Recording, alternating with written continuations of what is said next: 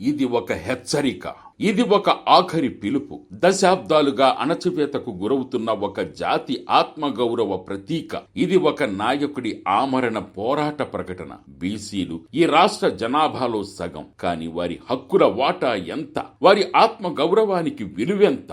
ఈ ప్రశ్నలకు సమాధానం చెప్పాల్సిన ప్రభుత్వాలు నిశ్శబ్దంగా ఉంటే ఒక గొంతుక సింహంలా గర్జిస్తోంది. ఆ గర్జనను కూడా పెడచెవిన పెడితే అదే గొంతుక తన ప్రాణాలను పణంగా పెట్టి పోరాటానికి సిద్ధమవుతుంది. ఆ పోరాట యోధుడి పేరే బోడే రామచంద్ర యాదవ్. బీసీ సింహగర్జనతో ప్రభుత్వానికి డెడ్ లైన్ పెట్టిన ఆయన మాట తప్పిన పాలకులకు మడమ తిప్పని తన పోరాట పటిమతో సమాధానం చెప్పబోతున్నారు. ఏప్రిల్ 11 నుంచి ఆయన చేపట్టబోతున్న బీసీ ధర్మదీక్ష వెనుక ఆవేదన, ఆగ్రహం, ఆశయాలేంటి?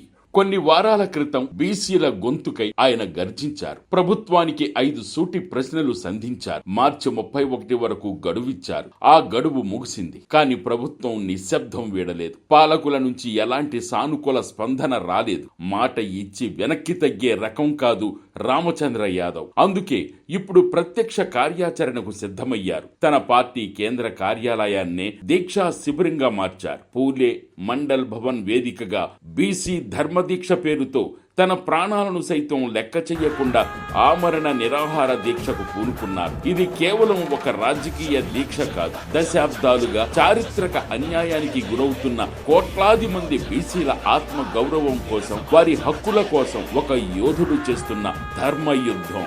రామచంద్ర యాదవ్ ప్రభుత్వం ముందు ఉంచిన ఆ 5 డిమాండ్లు ఏంటి?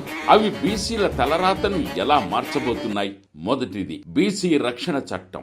ఎస్సీ ఎస్టీల మాదిరిగానే బీసీలపై జరుగుతున్న దాడుల నుంచి, సామాజిక వివక్ష నుంచి వారిని కాపాడేందుకు ఒక కఠినమైన చట్టం కావాలన్నది ఆయన మొదటి డిమాండ్. ఇది బీసీల సామాజిక భద్రతకు తొలి మెట్టు. రెండవది అమరావతిలో 1000 ఎకరాలు. రాజధానిలో బీసీలకు స్థానం లేదా? వారి ఆత్మ గౌరవ భవనాలకు, వారి పిల్లల చదువులకు, వారి అభివృద్ధికి రాజధాని నడిబొడ్డున భూమి కేటాయించాలన్నది ఆయన రెండవ డిమాండ్. ఇది బీసీల ఉనికికి, గౌరవానికి ప్రతీక.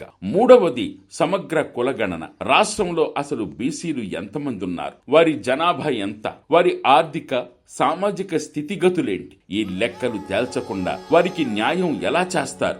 అందుకే శాస్త్రీయ పద్ధతిలో కులగణన చేపట్టాలన్నది ఆయన మూడవ డిమాండ్. నాలుగవది 44% రిజర్వేషన్. జనాభాలో సగం ఉన్నప్పుడు రిజర్వేషన్లలో అన్యాయం ఎందుకు? విద్య, ఉద్యోగ, రాజకీయ రంగాల్లో బీసీల జనాభా దామాషా ప్రకారం 44% రిజర్వేషన్లు కల్పించాలన్నది ఆయన 4వ డిమాండ్. అత్యంత కీలకమైన డిమాండ్. 5వది బీసీ కార్పొరేషన్లకు నిధులు. 1000 కోట్లు కేటాయించామని చెప్తున్నా నిర్వీర్యమైపోయిన బీసీ కార్పొరేషన్లకు తక్షణమే నిధులు విడుదల చేసి బీసీ యువతకు స్వయం ఉపాధి కల్పించాలన్నది ఆయన 5వ డిమాండ్. ఈ 5 డిమాండ్లు కేవలం డిమాండ్లు కావు. అవి బీసీల పంచప్రాణాలు. వారి భవిష్యత్తుకు, వారి ఆత్మ గౌరవానికి పునాది రాళ్లు. ఈ డిమాండ్ల సాధన కోసమే రామచంద్ర యాదవ్ ఇప్పుడు తన ప్రాణాలను పణంగా పెడుతున్నారు. ఇంతటి కఠోర నిర్ణయం తీసుకున్న బోడే రామచంద్ర యాదవ్ ఎవరు? ఆయన ఎందుకు ఇంతటి కఠిన నిర్ణయం తీసుకోవాల్సి వచ్చింది? ఆయన కేవలం ఒక రాజకీయ నాయకుడేనా? కాదు. ఆయన ఒక ఉద్యమకారుడు. బీసీల హక్కుల కోసం నిరంతరం తప్పించే ఒక ఆశావాది. రాజకీయాల్లోకి రాకముందు నుంచే తన సంపాదనలో